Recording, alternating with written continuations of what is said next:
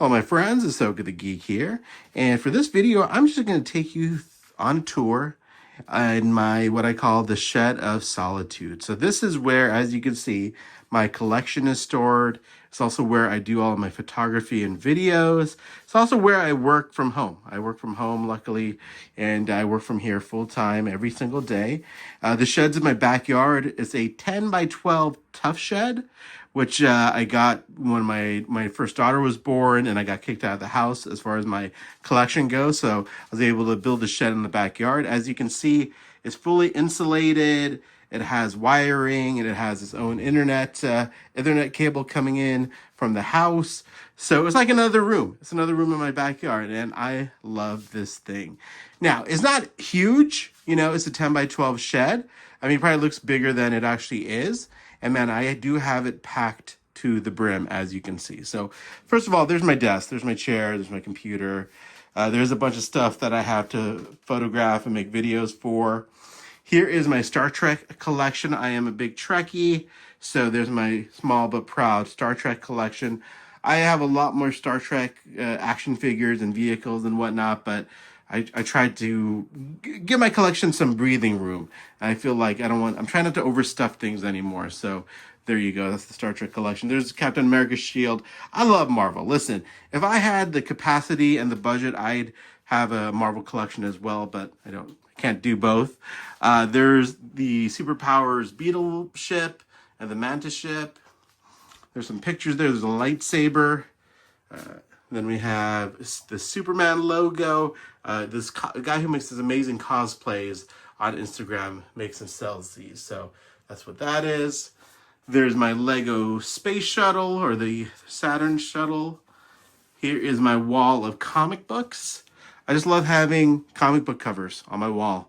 And yeah, no particular meaning for these covers other than I love these covers. I need to straighten these out. But yeah, you see, of course, Robin #1. I grew up, reading comic books in the 90s. So Robin, Nightwing, those series by Chuck Dixon, very formative for me. But yeah, this is just covers I love or have some meaning to me personally. But there you go. There's the AC unit that keeps me cool in the summertime. And you'd be surprised how powerful this thing is. It actually gets cold in here with that AC unit. Down below, we have the Sideshow Batmobile.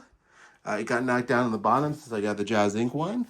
Then, of course, here is the collection. I should have done it before and after, because I recently took out about almost 100 figures from this wall. It was just getting so stuffed in these shelves where you couldn't even see in the back there the characters. And I was kind of getting to the point of, well, if you can't even see them in the back, what's the point of having all these figures just kind of stuffed in there? So I took out about 100 figures. I added this Superpowers shelf here. So, again, they have some breathing room now. I also added this Total Justice shelf here, which I really love. And yeah, there you go. A little bit of nostalgia, kind of paying homage to the older DC stuff. At the top here, those are my Hot Toys, my babies up there. The Hot Toys collection. And then over to the right, there's the Beast Kingdom Superman statue, my Michael Turner Supergirl statue, love that. There's my Hot Wheels collection there. And I got a lot of things in here. There's a Kenner Batmobile and the Kenner Bat Ski Bolt. And of course, the AtG&x Batmobile, which I adore. Then here are all my graphic novels. I, of course, love comic books. And yeah, I still buy graphic novels to this day, and Omnibus and Absolute Edition. There goes my finger in the frame. But anyway, stepping back a little bit, there's another shot of the AtG&x Batmobile. Gotta love this thing. There's Chris O'Donnell as Robin. There's this Spin Master Batwing. And then this is where the magic happens, guys. This is where I record all my videos. So here, you might recognize this frame from the Two-Face video I just uploaded. But yeah, I just have a bunch of lights. That wall is painted gray, so it just makes it easier to, do my photography, do my videos.